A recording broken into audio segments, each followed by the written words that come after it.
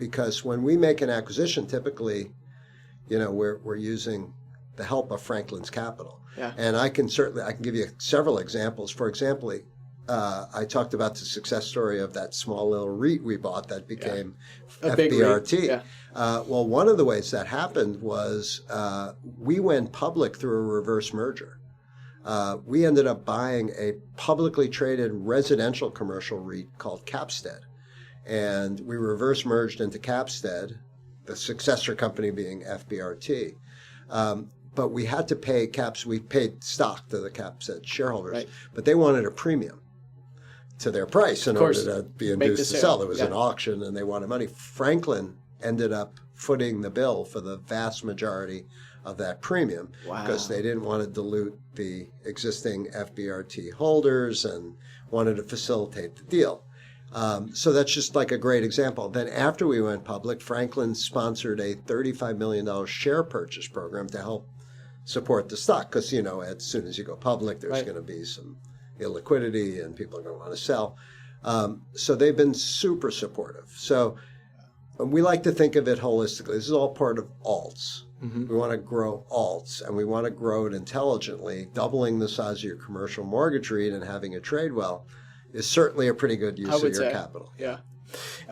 In lightly wrapping up, or at least to save some time, I want to give you some time to talk about any specific fund in particular if we want to, or if there's any deal story that you wanted to cover in general. But as far as FBRT goes, it seems like there's a new acquisition of NewPoint recently. Mm-hmm. Can you go over the impact of what that will play? Because now with this agency exposure, I was reading in maybe one of your articles, it seems like a nice parlay between your current bridge loans in there and then maybe getting those into some longer-term products. So do you want to go over the NewPoint acquisition and what role that's going to play? Yeah, absolutely. I'll give you the shorter version. Yeah. So FBRT, just to level set for everyone, FBRT is a commercial mortgage REIT. We make the loans that we've been sort of referencing. We make transitional loans. That's our balance sheet business. We lend money, floating rate loans. We have a portfolio of about 150 loans, and we earn it's an income generating vehicle in the form of a REIT, so it's got this favorable taxation. REITs are great, but I think commercial mortgage REITs are a really interesting, good business. That's why we did it. And people think of them as income vehicles. So we pay a 9+% dividend yield at the current price that's closer to 10.5 or 11, and people like that income. But the problem is the book value. It's hard to grow the book value. In fact, when things go wrong, the book value could actually go down. And I think that's the knock against commercial mortgage REITs is that you'd like to have capital appreciation in addition to that income. This should solve that problem.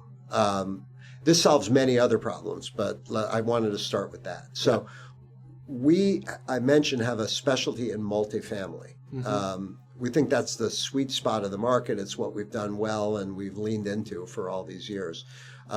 Well, after we make a transitional loan, aspirationally, what our borrowers want is the exit for that transitional loan. They want to have executed their business plan, stabilize their property, and then they don't want this floating rate short-term money anymore. They want a nice federal government permanent financing at a low rate for 10 years or potentially more.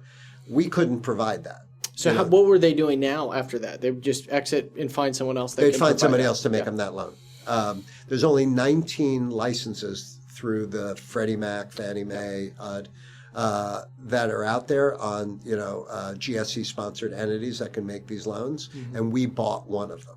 So now we can sort of cradle to grave. We can even do a construction loan leading to potentially, we don't do a lot of them, but we can do a construction loan leading to this transitional loan and then provide the takeout. Wow. That's a full cycle. They have originators at NewPoint that originate these agency loans. Mm-hmm. We have originators that originate the transitional loans, but there's no reason that the originators on our team couldn't also do the agency loans, especially since it's their own properties that are getting these, and vice versa. Wow. So we think the synergy value is incredible. But the reason I mentioned the book value opportunity is because we're also, when we originate an agency loan, we're putting on our balance sheet something called an MSR. a mortgage servicing right. And those MSRs have real value. And the way the accounting method works for them, that value, accretes over the years. And if you're making loans and you're growing the book and the loans are good loans, you should be able to grow your book value. So it's more stable income, it's the synergy value, and it's the potential to grow your book value. And it's a game changer because now we don't look like all the other commercial mortgage REITs. We look like something a little bit different. Yeah. And I think it's up to us to sort of prove that out. You can't just make an acquisition and expect everybody to understand your story. I think it's now on us to prove out those synergies and that book value and all that. Well,